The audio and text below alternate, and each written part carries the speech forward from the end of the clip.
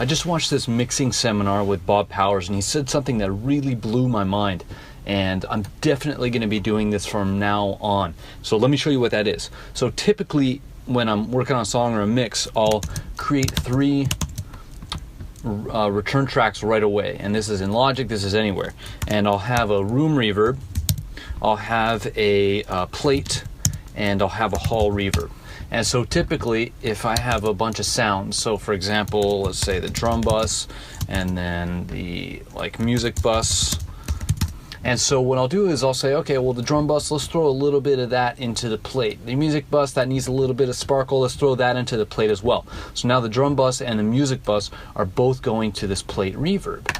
Okay, but if I decide, for example, that the tone of the drums isn't quite right going into the plate, I'm going to want to change the plate a little bit. So I'll come and I'll get an EQ and I'll maybe darken the tone a little bit to remove some of the lows. Maybe the snare is a little too much, so I'll take a little bit out from the snare in the lows, a little bit like that, or the mids, low mids. But the problem with this is that it's going to affect the way that the other instruments being sent to the plate are going to sound, obviously. What Bob Powers said was that he'll send almost like to the drum bus to its own kind of plate. But what I think he meant, and what I'm going to take away from this is, let's say that these 3 reverb sounds, the room, the plate, and the hall, they sound good. They define the space of the mix really well. So instead of sending to a new reverb, I'm just going to duplicate basically the plate,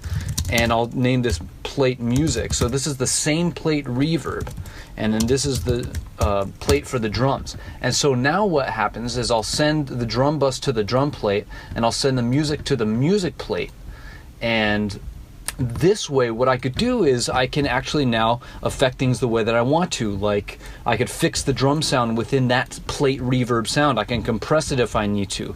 I can saturate it maybe if I want the drum sound in the reverb to have a little bit more grit, a little bit more bite. I can do something like that without affecting the way that the music sounds within that plate space.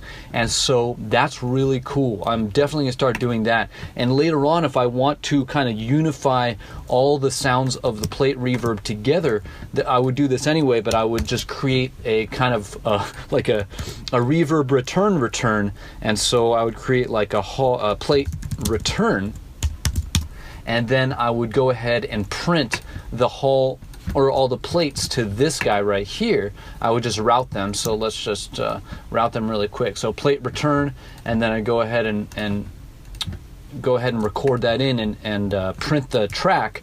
And then what I could do is come in and further shape the plate as a whole to give that some kind of unity and increase the depth of that plate sound. But I know that's a little involved, but you can imagine how much more control you have. You still have the same space for your mix, but you're able to have much more control over how the different elements of your mix sound within the spaces that you've created. So I hope that makes sense. I hope that's helpful. I hope you try it out. I haven't actually tried this out in a mix, but I'm definitely going to be doing it from now on. I'm definitely going to be setting up a template based off of this idea just to experiment with it. But let me know if you try it and if it works for you, and I'll probably update you letting you know if it's working for me. But I'll see you in the next video. Peace.